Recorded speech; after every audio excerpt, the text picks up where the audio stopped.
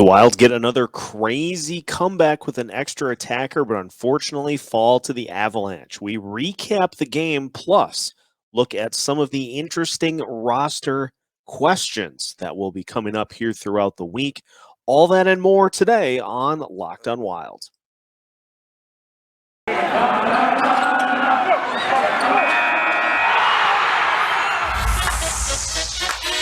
You're Locked on Wild,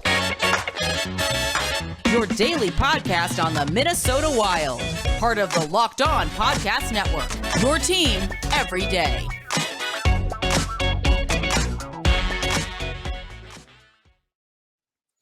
Welcome to another episode of Locked on Wild, your daily Minnesota Wild podcast, part of the Locked On Podcast Network, your team every day. Thank you for making Locked on Wild your first listen every day. And just as a reminder, Locked on Wild is free. Locked on Wild is available everywhere you listen to podcasts and is available anytime you want to listen to the show. On today's episode of Locked on Wild, we recap the Wild's 4-3 shootout loss to the Colorado Avalanche with yet another crazy comeback with an extra attacker. Plus, we also look at some of the roster juggling that the Wild will need to do once players come back off the injury list, and another strong start from Kaapo Kahkonen. My name is Seth Topal, host of Locked on Wild, veteran Minnesota sports content producer with plenty of experience covering all of your favorite Minnesota sports teams, and now helming Locked on Wild here for the 2021-2022 season. Happy to have you along for a Tuesday edition of the show. And for the Wild, another exciting game against the Colorado Avalanche. Unfortunately, the Wild's coming up on the wrong end of the score sheet with a 4-3 shootout loss to the Avalanche. And this game had quite a bit of intense moments. And at the end of the day, the Wild, for the first time in a shootout really this season, come up on the short end. The Wild have lost a couple of shootouts now this season, and it's rare to see a team like the Minnesota Wild not be able to come through in the shootout. But the Avalanche were the better team there, and so that is why they came away with the win and why the Wild didn't. But a lot to like. And a theme that is continuing to ring true here is that the Wild continue to have a huge level of compete, despite missing several key players on the roster, including Joel Eriksson Ek, Jonas Brodin, Jared Spurgeon, Cam Talbot, to name a few.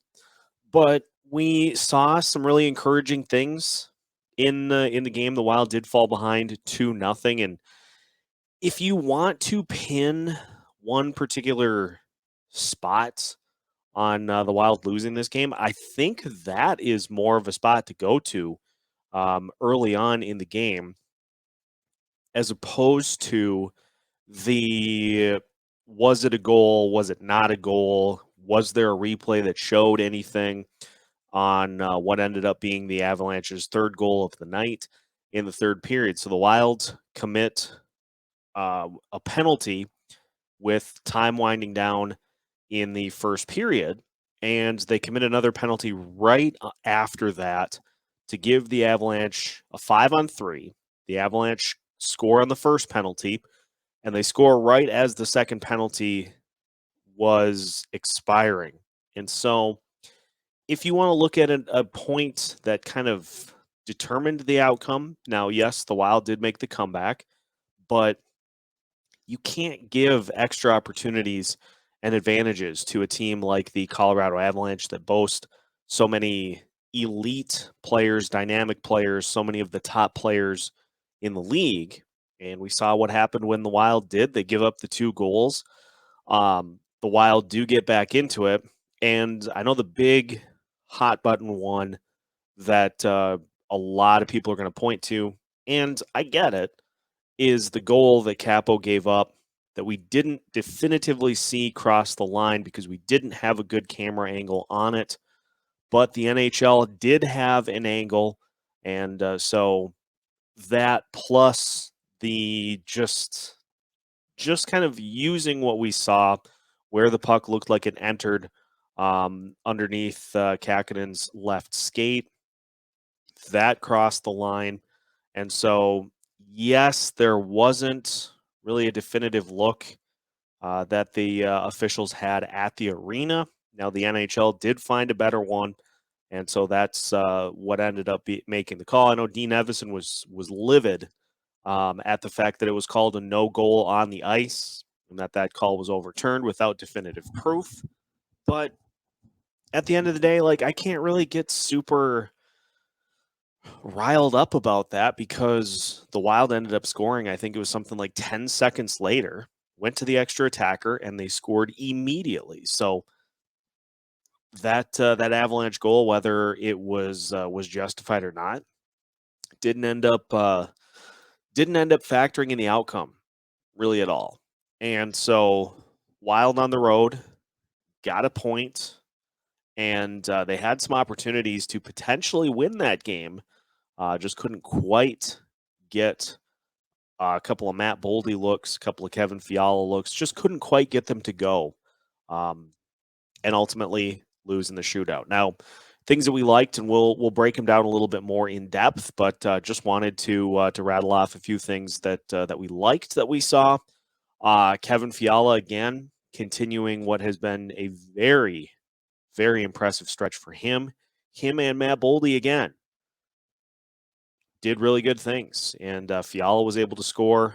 Boldy assisted on the goal. Boldy and Fiala both had some opportunities down the stretch that just didn't quite lead to goals. And so, as we talked about yesterday, as we'll talk about going forward, those two guys appear to be pretty good locks to stay on the same line because that chemistry is for real with those two guys. So that was something that we really liked to see. Kaapo Kahkonen had a nice game. He made some really, really tough saves and stopped Nathan McKinnon on more than a couple of different opportunities. And so, despite coming away with the loss, Kaapo was great. Thought he did some really good things all throughout the course of the game. Kirill Kaprizov with 2 goals. He was electric as always. And really, there weren't a whole lot of players that didn't stand out in this one. It was just, I think, the big thing was the slow start. Avalanche came out and they looked like the better team in the first. Wilds, and you know that's not even. It's hard to. I know we did earlier in the season that San Jose Sharks game in particular, where it just didn't seem like the Wild's effort level was that good. You know, you do have to give credit to the Colorado Avalanche, especially at home. Very tough team to beat, very tough team to even go toe to toe against. And the Wild, after the first period, they came out, they got it to a 1-goal deficit, and they really battled there in the third as well. So at the end of the day, 3-game losing streak snapped, but the 3-game winning streak snapped. But the Wild, I thought, did some really good things, and you know they were right in it to the end. Sometimes that's just kind of how it plays out. But all in all, I am continuing to go with the. It's hard for me to sweat losses right now, considering that missing Brodin, missing Spurgeon, missing Joel Eriksson Ek. Now, if we get to the point where those guys aren't going to come back, and I know you need to win with who you have on the ice that night. I get that. But those guys will be back at some point, and the fact that the Wild are still competing at a high level with those guys out leads me to believe that that will be elevated once they return. So had the Wild won this game, would have celebrated it accordingly, but the fact that they were able to get a point and were able to, keep it close, maybe if you get a bounce here or there, you end up actually coming away with the win. All in all, a lot of good things to take away from the game against the Avalanche. We are going to dive into a few other topics of interest that the game has provided, such as what's the center position going to look like when Joel Eriksson Ek returns? Who does he end up centering? And also, we've seen the Wild shift and allow a couple of young players to get some prominent looks on the power play. And despite the lack of success for that unit, from a scoring perspective in this game, the Wild have put themselves in a really intriguing spot. And so we'll talk about all of that. We'll continue to break down the 4-3 shootout loss for the Minnesota Wild next here on Locked on Wild. BetOnline.ag would like to wish you a happy new betting year as we continue our march to the playoffs and beyond. BetOnline.ag remains the number one spot for all the best sports wagering action in 2022. A new year and a new updated desktop and mobile website for you to sign up today and receive a 50% welcome bonus on your first deposit. Just make sure to use the promo code LOCKEDON to get started with those bonuses. The NFL playoffs are underway. The NBA, college basketball, the NHL, boxing, and UFC all in full swing. They go all the way down to your favorite Vegas casino games. So don't wait to take advantage of all the amazing offers available for the 2022 season. BetOnline.ag is the fastest and easiest way to wager on all of your favorite sports. BetOnline.ag, where the game starts. Continuing today's episode of Locked on Wild, and again, thank you for making Locked on Wild your first listen every day. Just as a reminder, we are available wherever you listen to podcasts. We are available anytime you want to listen to your podcasts as well. Continuing to recap the Wild's 4-3 shootout loss to the Colorado Avalanche, and as we move towards getting a lot of players back on the roster that are currently not with the team, most notably Joel Eriksson Ek, thought it was interesting that there's going to be a little bit of a dilemma as to what the Wild do at the center position to try to keep these lines going as they have been. I mean, if you look at it right now, Kirill Kaprizov, Ryan Hartman, Matt Zuccarello they're playing as good of hockey as they have the entire time that combination has been used. Kaprizov had 2 more goals in this one. And so, you can't separate those guys under any circumstances, I don't think. You got to keep that line together and just continue to let them cook, continue to let them do their thing, because it seems like on any given night, one of those guys is having a good game. And they're doing what you expect from your top line. And so, you got to just keep them going as long as you possibly can. Now, we've seen a step up from the likes of Kevin Fiala and Matt Boldy now that they have been put together, and Fiala scored again, and Boldy assisted on the goal. I don't want to toot my own horn, but as many people did, it's not like it was a huge, revolutionary take, figuring that Fiala and Boldy would work well together, because Fiala, for pretty much the entire season so far, has been placed with mostly defensive guys. That includes the likes of Freddie Gaudreau. So it seems like you've got Boldy and Fiala set, but who ends up being the center for those two guys once Joel Eriksson Ek comes back? Do you continue with Freddie Gaudreau, who is going to be more of a defensive piece than he is offensive? So do you put him on that line to allow those two a little more freedom to do their thing offensively? Do you have Joel Eriksson Ek center those guys, or do you try to get some magic back with that third line? Put Joel Eriksson Ek with Marcus Foligno and Jordan Greenway. Let that line go back to what it has been doing, which is kind of being the enforcer line. And, the fourth line did okay. They weren't particularly great against the Avalanche, but I like the mix of Duhaime, Dewar, and Nico Sturm. They're going to, I think, as they play more together, they're going to develop some confidence and some cohesion. But let's just say that you go the Freddie Gaudreau route as the center for Fiala and Boldy, and it works. And you get back to the Jeek line with Foligno and Greenway. All of a sudden, you have three lines that can give you really complete minutes and can do a variety of different things when they're out there on the ice. So I don't know which one I would go with at this point. It's hard to say. I think I'm leaning more towards just getting that Greenway, Foligno, Eriksson Ek line reunited and letting them do their thing and make the opponent miserable. But I don't know.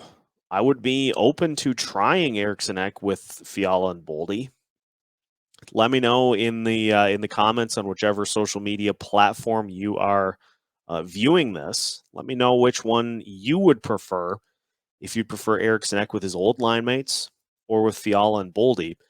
We have to, while we're on the subject, we have to talk about the fact that Matt Boldy has just been a revelation since he came up to the NHL level. He has 4 points in 4 games. He has unlocked the best stretch that we've seen from Kevin Fiala so far this season. He has also looked totally at home at the NHL level. It does not look like the stage is too big for him at all. And so, I don't want to rehash this too much, but you see moves like Rem Pitlick made at the beginning of the season, and it seems like it coincides a little bit too much with the fact that he was expendable at the exact time that Matt Boldy was ready to go. And this I think was always the plan, was to get Boldy up once he was ready.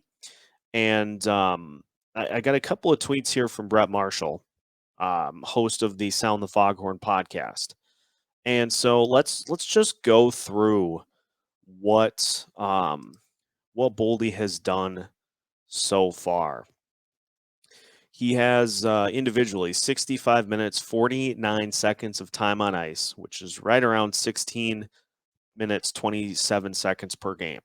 2 goals, 2 assists, both of them primary, 19 shots on goal, 15 shot attempts, 8 scoring chances, 3 of those being high danger. He has a .79 individual expected goals, no penalties, no giveaways, 3 takeaways, 3 hits, 5 blocks. His 5-on-5 ice impact shots are even, 42 apiece. His expected goals for percentage is 65.3.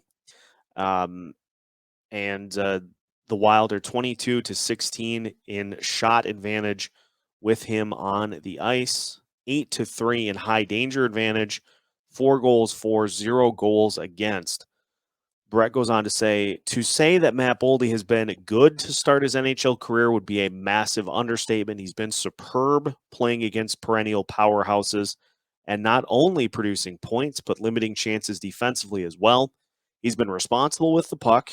He's helped Kevin Fiala find his game. He's bolstered the power play. He's looked confident, and he looks like he belongs. This is obviously a very small sample size, but against those teams, it's a good sample. Boldy is the real deal, and we should all be excited for this development. So, Matt Boldy, take a bow. Your debut has been sensational for all the reasons listed, and it was interesting to see in the game today as well. that Boldy and Calen Addison both got a quite a healthy look on the power play. And so we will talk about that as well as Kaapo Kahkonen with another strong start against one of the best teams in the NHL. More to finish off today's episode of Locked On Wild after this. Final segment of today's episode of Locked On Wild. And again, thank you for making Locked On Wild your first listen every day and continuing to take a look at what we saw in yesterday's 4-3 shootout loss for the Minnesota Wild against the Colorado Avalanche.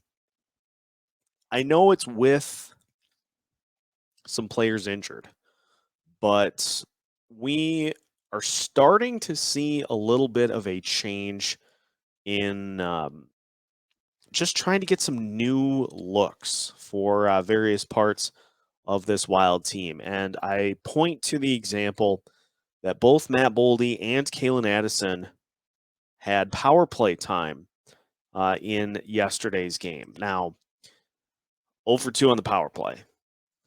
I understand. You want to see the Wild come away with goals in those situations. But what I do like to see is the young kids getting an opportunity in critical spots to try to help this team win games. It's one thing to bring up young players and have them just fill a spot and get some time on the ice, not necessarily be asked to do a ton with it. But look at what we saw from Boldy. 17 minutes of ice time. He had almost 2 minutes of power play time. He also had a couple of face-offs. The Wild are asking him to do a lot.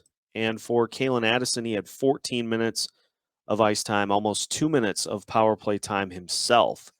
That was one of the things that Calen Addison will bring to the table, is a guy who is excels in vision on the ice.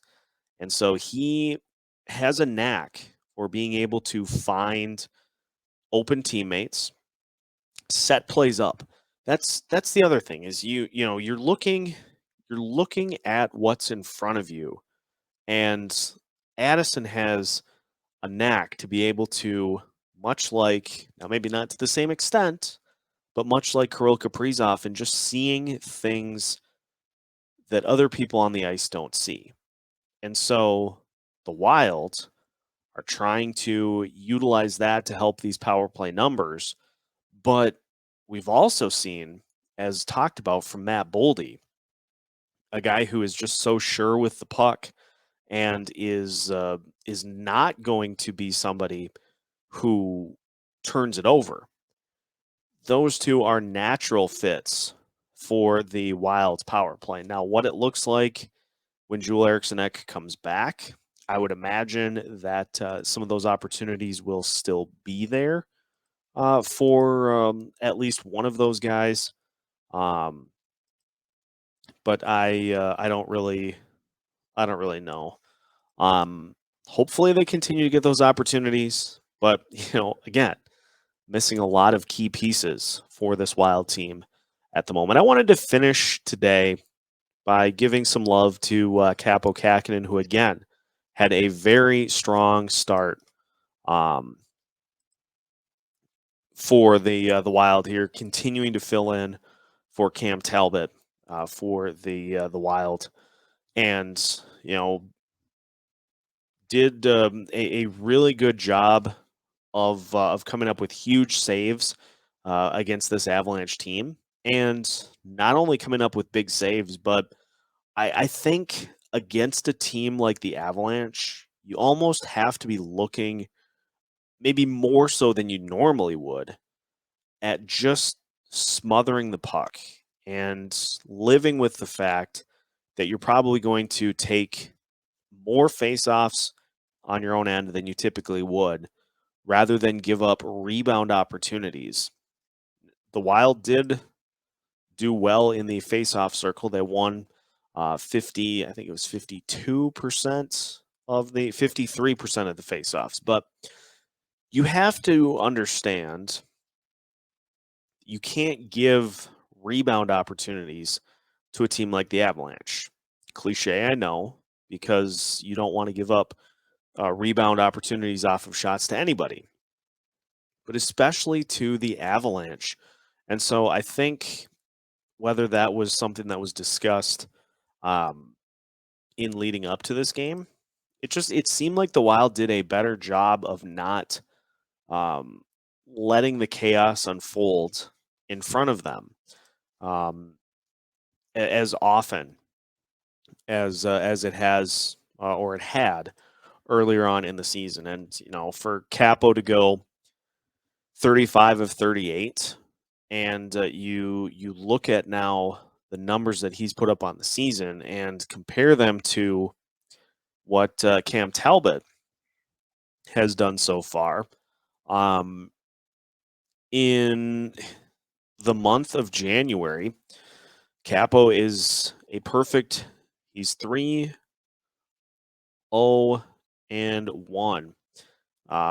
Goals against average is 2.15.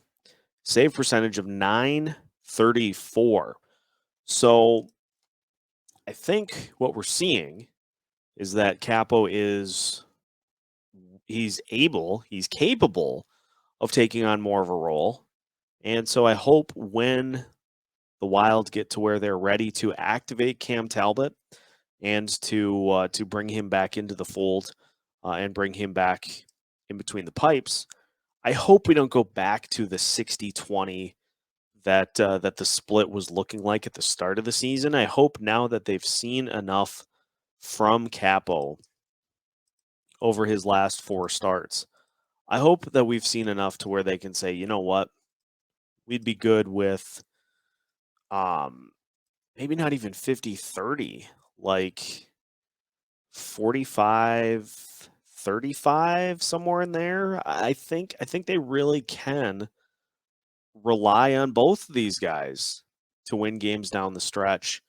And so I hope we see a little bit more of a commitment to getting Kaapo regular play down the stretch, as opposed to just trying to keep Cam Talbot, give him as many starts as possible. Like let's divvy it out, let's even it up a little bit more, so that we can make sure that these guys are both fresh and that neither of them get worn down before the end of the season. So all in all, a nice performance for the Wilds, a nice bounce back. They were able to send the game to overtime. They were able to pick up a point. Matt Boldy continues to really impress in his short NHL career so far. The Wild are going to continue to get players back from injury, and so this still feels like a team that is capable of competing with anybody. And if we get players back that were injured, then they're certainly capable of going on another run to get themselves back up near the top of the standings. No games until Friday and Saturday. The Wild will play the Chicago Blackhawks back-to-back at Chicago on Friday, and then at home on Saturday as part of Hockey Day Minnesota. So should be a fun weekend and our first look at Chicago this season. And it has been a very uneven one for Chicago, to say the least. They lost to Seattle in a shootout yesterday, 3-2. So should be a fun weekend, but we'll hope that we can get some better injury news from various players throughout the week in anticipation for those games this weekend. That is going to wrap it up for today's episode of Locked on Wild. Now that your first listen of the day is done, you can now head over to the Locked on Bets podcast, your daily one-stop shop for all of your gambling needs. Locked on Bets is hosted by your boy Q with expert analysis and insight from Lee Sterling. Locked on Bets is free and available on all podcast platforms, just like Locked on Wild. You can listen to us wherever you listen to podcasts, anytime, any place you want to listen. Also, make sure to check out our social media platforms: Facebook, Twitter, Instagram, and YouTube. Just search Locked On Wild. You'll find everything we have to offer so you can stay as up to date on Minnesota Wild as possible. If a puck drops in the state of hockey, Locked On Wild has you covered with new episodes every Monday through Friday as part of the Locked On Podcast Network.